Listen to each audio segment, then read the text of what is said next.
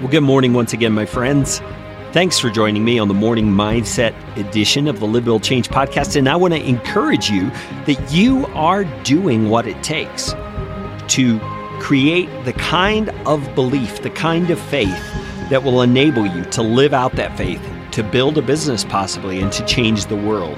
That's all coming from the Live, Build, Change movement. You can find out more at livebuildchange.com. Yesterday, I began giving an overview of the context into which the biblical character Moses was born. And it's a historical person, a real thing that happened in the history of the world. And Moses was born into a very dangerous time when all the Hebrew boys that were being born, of which he was one, were being killed by the political power of the day. The Pharaoh of Egypt was having them killed. And so Moses' parents, even though they knew this edict had been made, even though they knew that it would be hard and there would be a risk to them personally and to their entire family, they chose to stand against the evil that had been declared against the children of their people and their own son who was born, Moses. And Moses was born into a family with an older brother, Aaron, and an older sister, Miriam. And his mother and father contrived a plan to keep Moses safe.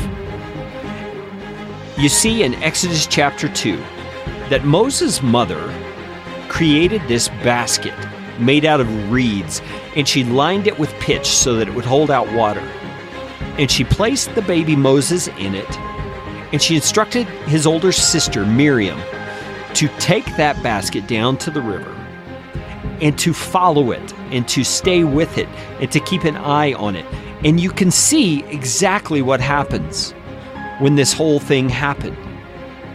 Because Moses was placed in that river, and guess who should come out to see this basket floating in the water? It's the daughter of Pharaoh.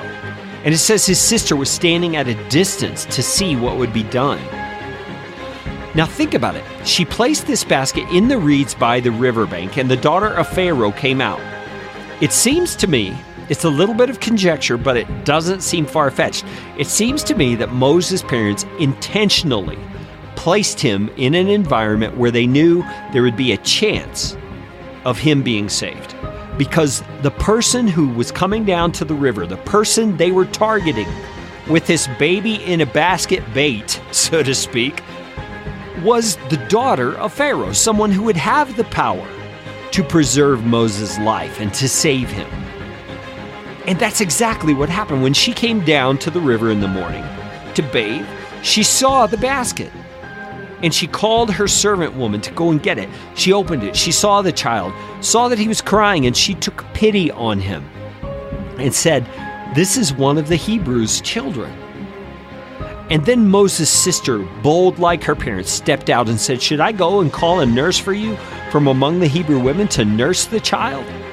And Pharaoh's daughter said to her, "Go." So Miriam went, and she called who? Moses' mother. And Pharaoh's daughter told her, "Take the child away and nurse him, and I will give you wages." So the woman took the child and nursed him. And when he grew older, she brought him to Pharaoh's daughter, and he became her son. So look what happened. Moses' parents boldly stood against the edict, took bold steps to get Moses into a safe environment, and then God blessed them for that boldness by paying them, as well as preserving the life of their child. What is the circumstance you are in right now? And what bold steps could you take to put yourself in a better position? Don't think of it as selfish. Think of it as a way to carry out God's goodness in the midst of evil you may be facing. And then trust Him. Trust Him to bring about something good in response to your faithful action. We're going to talk more about Moses' journey to become the deliverer of Israel on the next Morning Mindset edition.